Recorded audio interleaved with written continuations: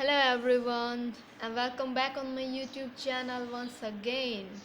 हमने last video में क्या पढ़ा था आपने वेक्टर से रिलेटेड पढ़ा था हमने वेक्टर और स्केलर्स को। वहाँ पे जो वेक्टर की एडिशन थी, वेक्टर में सब्ट्रैक्शन कैसे होता है, वेक्टर की फॉर्म में फिर आपका रिजोल्यूशन कैसे होता है, उन सब के बारे में पढ़ा था। और लास्ट टॉपिक था अपना dot product of a scale और स्केलर प्रोडक्ट, या फिर अपना था cross product.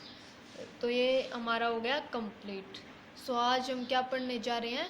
We will discuss how to describe motion of an object in 2 dimension using vector. हम यहाँ पे वेक्टर को यूज़ करके मोशन को डिस्क्राइब करेंगे किसी भी ऑब्जेक्ट की 2 डायमेंशन में, ठीक है। जैसे मोशन में क्या आते हैं आपके, पोजीशन आ गई, डिस्प्लेसमेंट आ गया, वेलोसिटी आ गई, एक्सेलरेशन आ गई, ये सब आएंगे आपकी मोशन में। तो हम स्टार्ट करते हैं पोजीशन से। पोजीशंस, तो पोजीशन को कैसे निकालेंगे हम वेक्टर के हेल्प से। जैसे मान लो पहले हम डायग्राम बना देते हैं, फिर अच्छे से समझ में आएगा आपको डायग्राम की हेल्प से। तो जैसे मान लो ये कोई आपका पोजीशन वेक्टर ले लिया हमने आर, इसकी डायरेक्शन होगी ऐसे,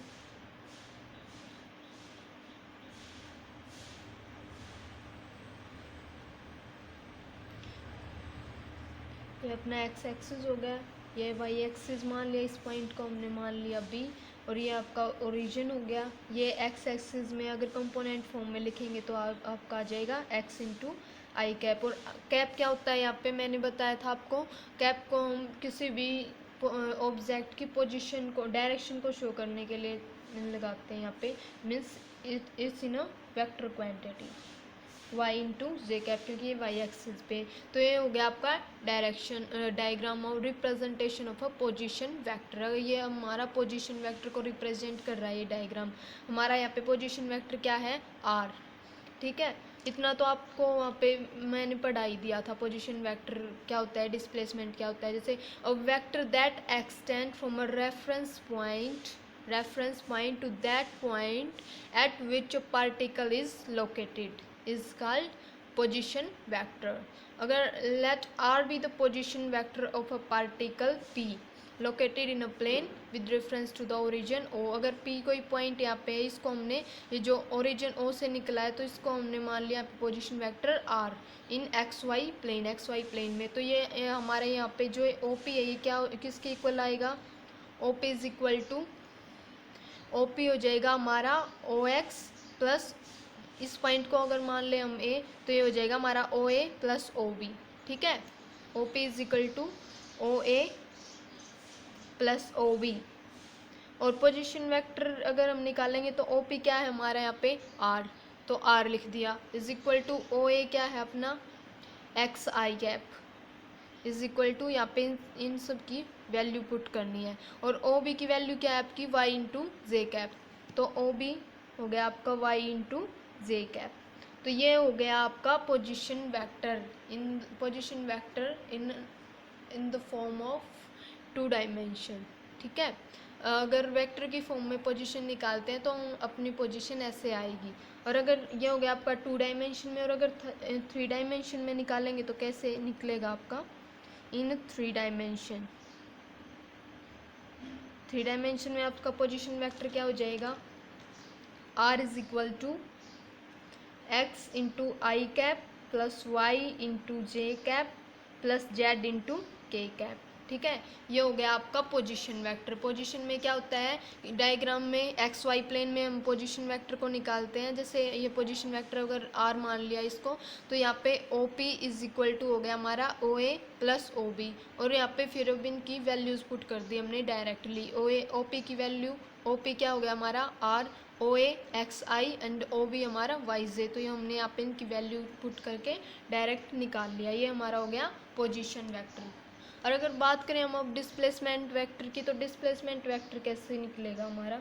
डिस्प्लेसमेंट क्या होता है, अगर किसी भी ऑब्जेक्ट की पोजीशन में चेंज आ रहा है तो हम क्या बोलेंगे उसे, डिस्प्लेसमेंट।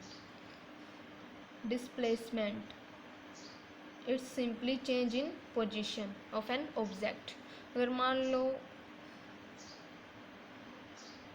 कोई भी ऑब्जेक्ट हम एक्स वाई मान लिया,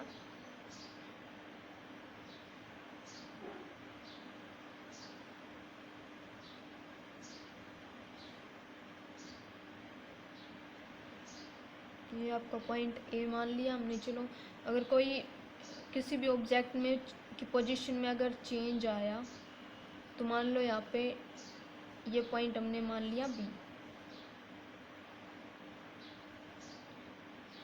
और इस पॉइंट को मान लेते हैं हम x1, ये हो गया अपना x2, और ये टोटल हमारा यहाँ से यहाँ तक कितना आ जाएगा डेल